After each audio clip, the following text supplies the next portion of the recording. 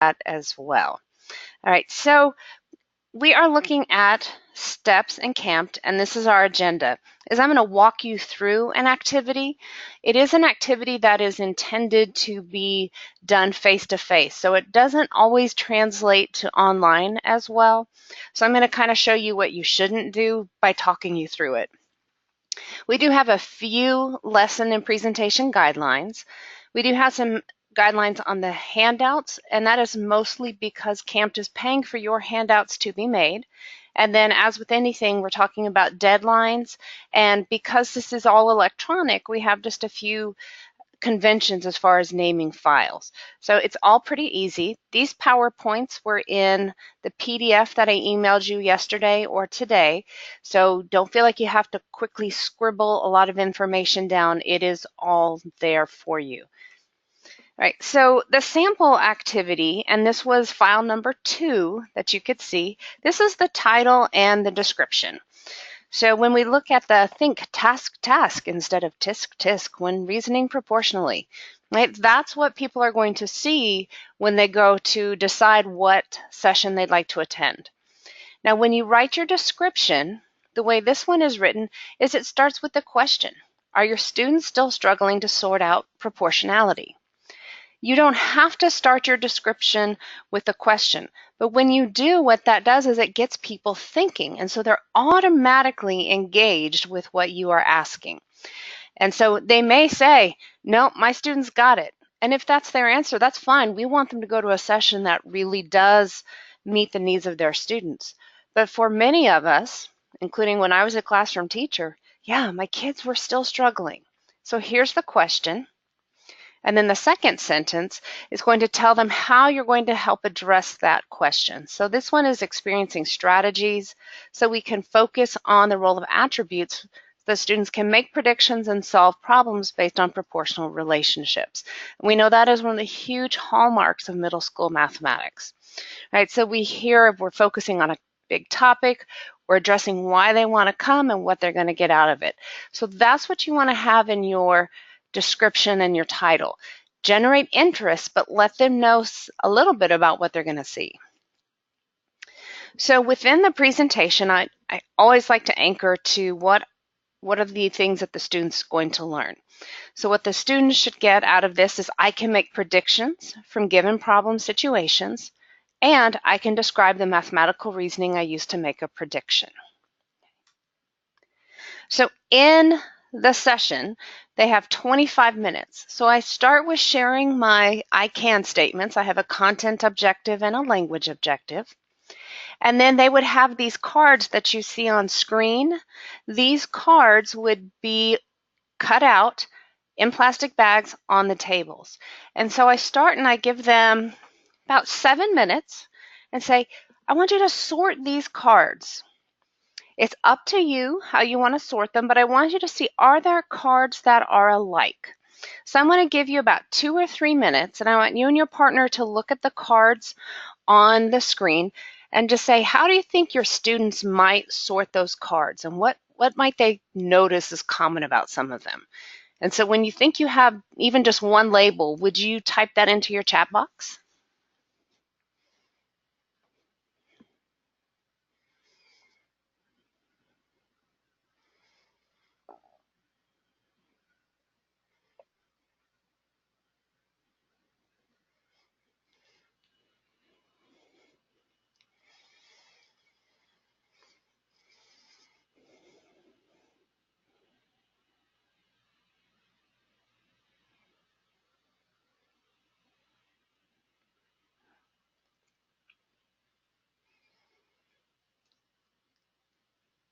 And so some of these problems are ones that we might see on a STAR test in a traditional book.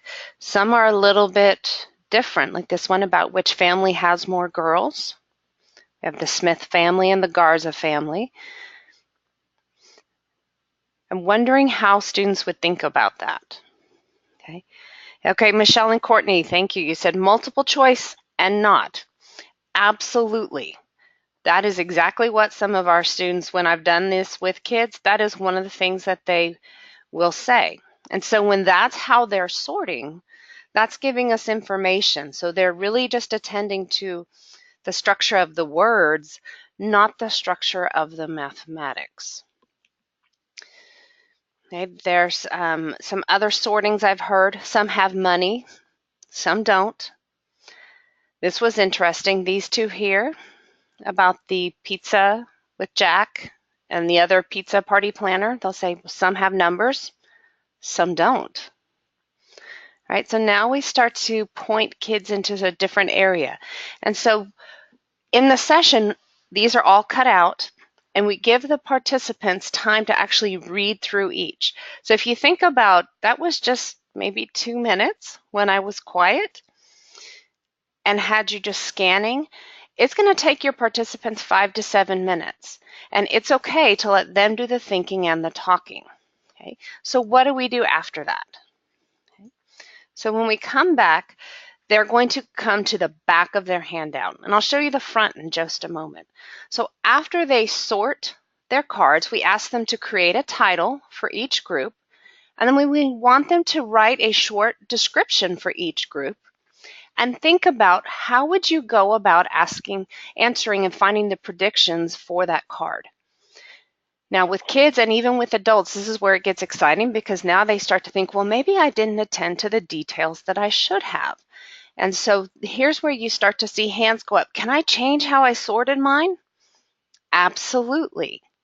Right? So we want them to really start to attend to the mathematics and the information is there, not just the format of that.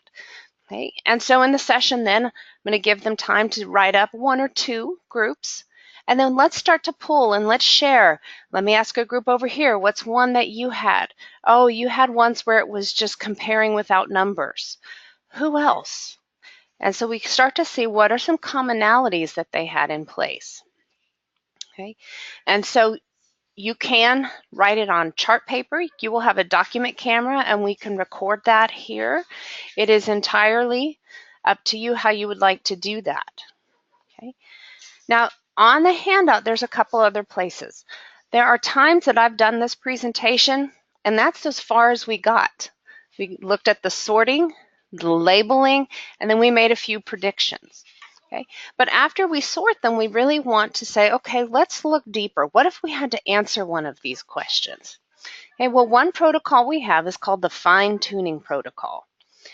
And in the lower right-hand corner of the screen, that is just a fourth of the handout page. And so because we are somewhat limited in what our handouts are, we've put the directions up on the screen. So in the fine-tuning protocol, we ask students and participants to pick a word problem that is confusing to you, right? Because why would we need a protocol if something's not confusing to us, right? So we do that, and then we ask students to highlight or point to the words or sentences that make a problem confusing, right? So we want to know, is it an issue with the language or is it understanding the context, okay? And then we also want to teach kids, how do you work with your partners? So ask your partner to rephrase each word or sentence that confuses you. If you have English language learners, this might be a place also where you can point them to using one of their dictionaries to also help them down that path. Okay? And then we say, now that you've clarified it, let's rewrite the problem so that it makes more sense. Right? So this is a protocol that they can practice and then internalize for when they are solving problems on their own. And so then we give our participants an opportunity to go through and practice this protocol. Okay. Then the other quarter of the handout is another protocol called paired summary.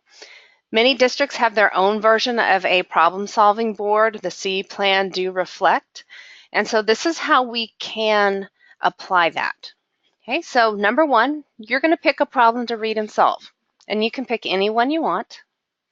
Then as a pair, you're going to fill in the chart below. Highlight the most important parts. Okay, so again, so far, nothing that's really different. Now, here's where we add the writing. So our students have an opportunity to do the description and the writing. We ask them to turn what you highlighted into a paragraph about problem solving.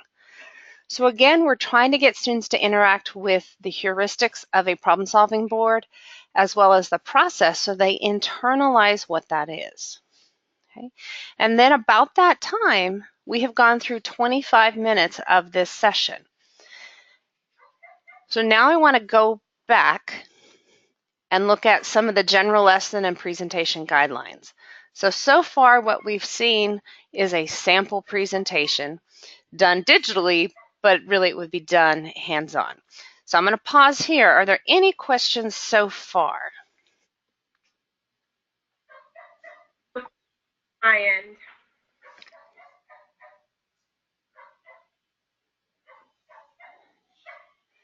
Okay, I'm going to go and keep going. If you have a question, type it in and I'll pause. So as we think about, that's just one activity. We have seen some fabulous activities over the years from our presenters. So here's the general lesson and presentation guidelines. We do want it to be interactive. One danger that we have is this time of the year, we're starting to gear up for STAR review. And so we really want to look at not something that's a review, not something that's just procedural as far as do step 1, do step 2, do step 3. We do know we're going to need to talk through some procedures, but we really want our participants to be active with the content. In this past lesson, they were interactive with the cards, with the writing. You'll notice the back of that handout was very blank. Okay. We do want your lesson to develop a concept and be clearly aligned to specific TEKS. Now, we have in the past, we had a group and they said, oh, actually what I want to share about is how to do a flipped classroom. Or how do I use an Excel sheet to look at data?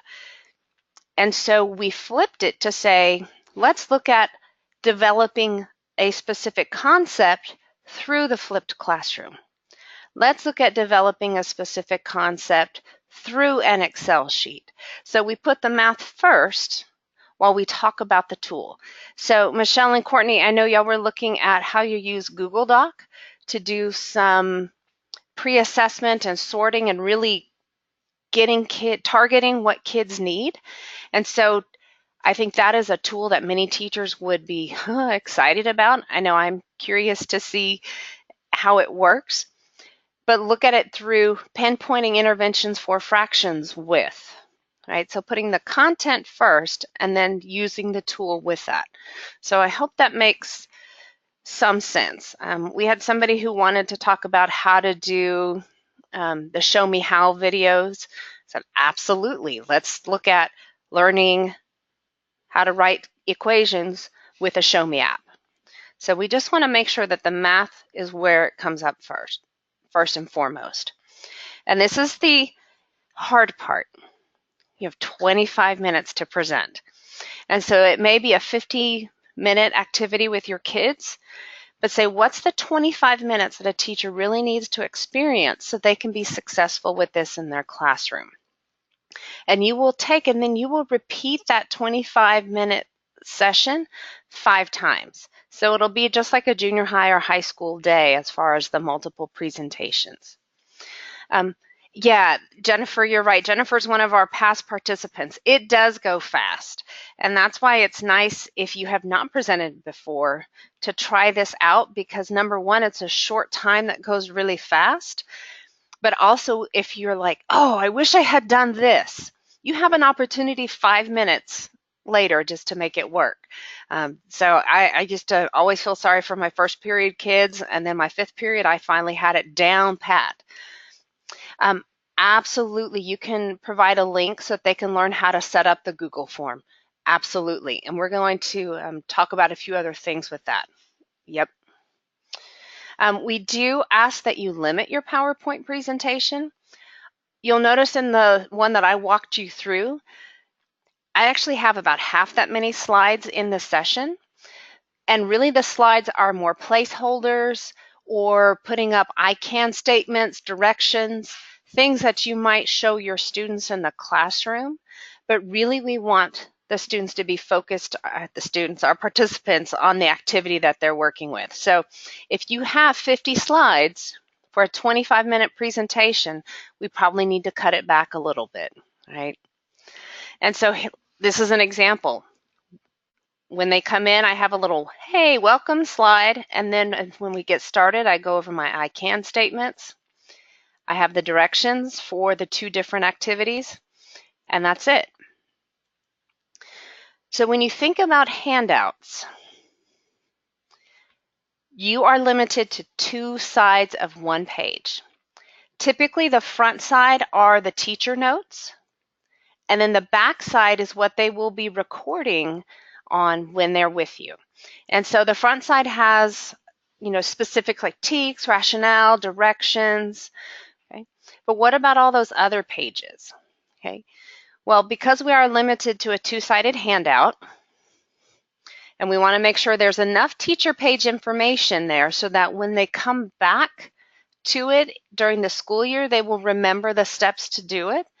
And the other one is the student recording page so they can think about the mathematics. And here's how we work around that. When they walked in, they were dealing with cards. So we actually created the extra pages, and then we have a link on our web page, or if you have one of your own, where they can come and download the full size. Okay, so this right here is what they saw, the teacher note page and then the recording page. But then the download has those 2 pages.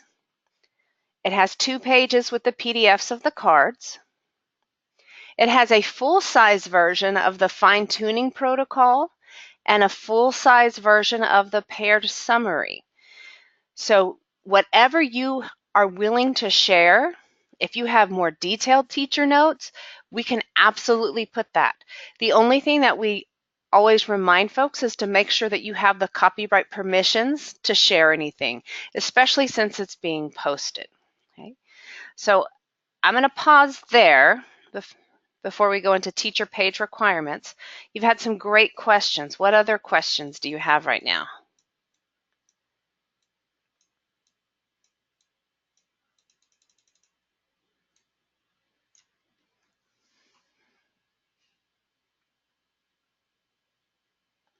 Thank you, Jennifer, for letting me know.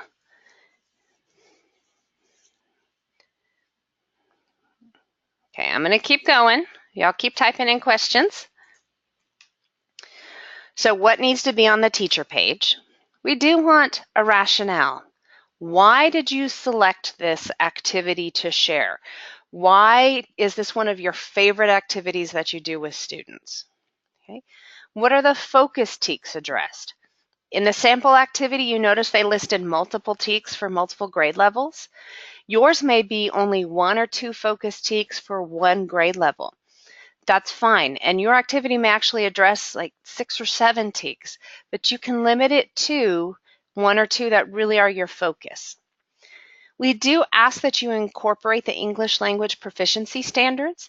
If your district is not one that strongly uses or encourages that because you may not serve any English language learners in your class, let me know and I can help you find some that will fit. Because we do want to help our many districts that are encouraged and required to use the ELPs to say, how do we incorporate reading, writing, speaking, listening so that our English language learners can acquire English? So we can help you with that easily. Somewhere on the handout, on that teacher page, a description of the activity, a numbered list, a bulleted list, a paragraph, however you need to do it, so that it's clear to you and clear to participants. And this is the one where it gets really tricky because 1 page is really not that much. Okay. We do ask that you include what are important questions or assessment ideas that you want to make sure people leave with. And again, it may just be 1 or 2 ideas. So what are the questions students should be discussing? What are those essential questions we want them to get to? Capture 1 or 2 of those. We know in a good lesson you could probably ask 10 to 15, but we really want you to distill it down to the 1 or 2 that your experience has told you is the most important. Okay, so Alma, I'll give you dates in just one moment. It's an excellent question. Okay, and then if you have room, what are extensions? That can be, how do we extend it to a grade level below? How do we extend it to a grade level above? Maybe you're saying, how do I extend it for a gifted and talented student? So any extension ideas that you have, again, it doesn't have to be a full written activity. It can just be, hey, this would work well. Okay. And then sometimes if you actually have a little bit more space, you can just put a little place for notes where participants can take their own notes. Okay, so that's what has to be on there. It's kind of like a mini lesson plan with those directions on there. Okay. So within the session, you will have a document camera. And then, of course, the projector to go with that. So if you decide that you want to have PowerPoint or some other like Google Sites, then you will need to make sure you bring your computer. And it's really important to bring a connector cord, because I know some of you have the more modern computers. You either have an Apple or you have the HDMI connection. The last we heard, the connections are those standard 9-pin VGA cables. So if you are bringing your computer and you're not sure, you can send me a picture and I'll get in touch with camp to see what we need. So if you need other display items like manipulatives, then you will need to bring those. And I'll tell you about table setup so you know how many in just a moment. We've had participants that bring poster boards with their activities. We've had some that said, hey, I'm going to do something with QR codes and problem solving. And so they brought their QR codes to step around. We had some that brought popcorn so that when they were done, they could just throw it away. Others did an activity with water. So they brought their vases and water carrying pitcher.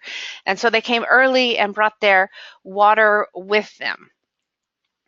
So it's up to you, or algebra tiles, colored paper, whatever it is, you want to bring that. So we will have 4 tables that have 8 to 10 seats in each section. So the way I plan for it is I think about having really 8 tables of 4 whenever I think about class sets of material. Okay, and so this is how it might be set up, where you will have 6 sessions going at the same time. So you and your partner will have one of those where your screen is here, and then back here is going to be your tables. Yes, question. So I see a written question here from Maggie about, will teachers be bringing their own devices? So that's hit or miss. They are not required to, but most teachers do have devices. Like when we did the QR, when one of the groups did a QR activity, there was enough phones with connectivity that they were able to fully participate in that. Okay. So we had a group one time and they wanted to do something with iPads. So they worked out with their district to where they were able to check out iPads and come in. And so the walls are partitions. Can you see, hopefully you can see my arrow, like the sessions that are back to back, those have tall draped partitions. Between the ones that are side by side, they will be like half walls. So it's kind of like teaching in an open concept classroom. And so you do have to get used to speaking pretty loudly in the session. And that to me is also another reason why you want most of the conversations to be occurring at the tables so that they can hear each other. And then you and your partner are giving those broad directions to go on. As far as hanging things up, you'll want to bring painter's tape if that's something that you anticipate, but there's not a lot of wall space. We had a group last summer and they did an activity where they actually needed participants to go out in the hallway and do cars down a ramp. And yes, they actually did it in 25 minutes. And so we knew that their session needed that kind of room spacing. So we were able to selectively choose where they will be. So if you need something special like that for your session, please let us know and we will work to accommodate. We don't always know very far in advance what the space will be like when it's set up, because it has not been the same 2 years in a row. All right, so what are your next steps? So first of all, you need to have a great idea. Okay. And I want it to be something that you and your partner are just really excited about, that you're like, this is my favorite thing to do. This has made a big change in my life as a teacher and my kids' learning. And so once you've got that, then you'll create your activity. And again, it's two-sided. Now, I've had some groups and they've said, oh, Shelley, I cannot do it in just 2 pages. I really need extras. Okay, so first of all, I encourage you to try to do a classroom set if that is the case. Like with the cards, we just made enough for the 4 tables of 10. But if you really, really, really, really need it, then you need to make sure that you bring those extra pages. And so you work with your district to say, would you be willing to run my handout off? So that will be about 200 copies. So again, we encourage you not to do that. Save your money, save your copy counts. But if it's really necessary, then just work with your district for that. We do post the PDFs. So if you want to, again, give them a taste of what they will need in the handout, and then they can download the full activity. And it says that it will be posted for 4 weeks after camp. Usually it's more like 4 months, 5 months, because life gets busy, and we want our students and our teachers to be using these activities that you've shared with them.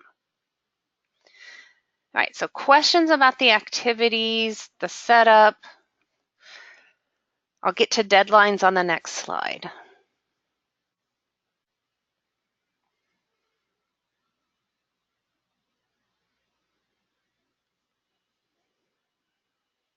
All right, so let me give you deadlines, and then you can think on questions. And so this is the strictest of our deadlines, and even this, I can have a couple days of wiggle room. We need a title and a brief description for your session. That's what will be printed in the program booklet. The reason why we need that sooner than later is the way CAMP is doing registration this year is there are going to be some more of the ticketed sessions. And so they are allowing presenters to register for those special sessions first. And we want to get your registration in before everybody else gets an opportunity. But we need your title and description before we can submit your name. So aim for February 21st. And again, if you're like, can I wait till the 24th? We can wait a few days. You just let me know. We need the title and the brief description. Okay. Then May 4th is when we're asking for the first draft of your lesson using the template provided. And that's the 3rd file that was emailed. And we use the word template really loosely because you can pick your font size, you can change the margins, you can change the font itself. But just remember, if it gets too small, people cannot read your carefully crafted words. And if you need help rearranging some things, we can get pretty creative in helping you get your content onto that page. But if you would, by May 4th, send us your first draft. May 18th, my co-chair, Jerry Lamarand, she could not be here with us this afternoon, but she or I will review your lesson, and then we're going to return it to you with questions or suggestions. Part of my job at Region 4 is we write activities, and they can seem incredibly clear to us as authors. And then when we trade or we ask someone else to read it and review it, we find out it wasn't quite as clear as we thought. And so Jerry and I will read that and ask you questions to help make sure that your product, your lesson, your activity is as clear as possible. And so we look to get that to you by May 18th. And then in an ideal world, we would like your final revisions back by May 25th. Now I say in an ideal world because we know around this you have STAR, you have end of the year, you have finals, you have family. So these are not hard and fast. We just ask that if you're not going to meet a deadline, you just let us know so we can make sure that we're penciling out time to give you what you need. Because after that May 25th, that's when we finalize handouts, We send them to be copied, and then you show up the morning or the afternoon of your presentation, and then you are ready to go. Okay. And then last but not least, it's really easy naming convention because we will be getting about 12 files. And so all we ask is that both of your last names be in the document title. That is how easy it is. And one thing that I was reminded of is that make sure you do have some good, strong voice that day. I do recommend that with 2 people, which is why we ask for 2 people, plan who's going to be the primary for the first session, who's going to be the primary for the second session, and have those coordinated components. Now, we do go around and give you some time signals because we want to make sure that you go from bell to bell, so to speak. There aren't bells, but what happens with adults is the same thing that happens with kids. They see one session, get up and start leaving, and then people get anxious and worried that they're not going to get into another session. And so then the one session that breaks out early has this domino effect, and then people aren't quite finished with their activity. So if you finish early, make sure you have a sponge type activity that you could do. The fine-tuning protocol, the paired summary, those were both actually time fillers. They were still valid, relevant, strong strategies, but if we didn't get to them in a session, teachers absolutely could read the handout online and they would understand what to do. If you find that even your sponge activity you ended too early, then ask questions. Say, what questions do you have? There will be chart paper so you can script it. Anything just to keep the discussion and dialogue going. Okay, so I do suggest you have an appointed timekeeper so that you can kind of say to each other, okay, we need to speed this up, or yikes, we need to slow this down. All right, and so that is the end of the Madcap information. We are just so thankful that you were willing to share. Some of my favorite sessions that I have seen at camp have been from STEPS, and it's not just because I'm partial, but because of the nature of the 25 minutes, they are fast, and people love it that they can come in and they can spend 2.5 hours with you and leave with 5 to 6 activities. So we really appreciate that. We're not sure which day each team will be presenting on because after you send us your titles and sessions, we're going to group them so that they make the most sense for participants. Okay. All right, so now I'm really going to stop. Are there any questions that you have at this time?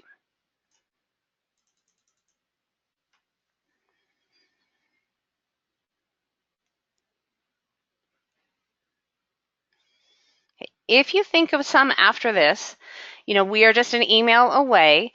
And if you want to send a couple of ideas or schedule a time for us to do just a go-to meeting between your team and me or your team and Jerry, we'd be happy to do that as well. Just let us know. All right, well, if you don't have any other questions, have a great evening. Thank you for spending your afternoon with us. We know it's been a long day and a long week with Valentine's Day, so thank you so much for your time.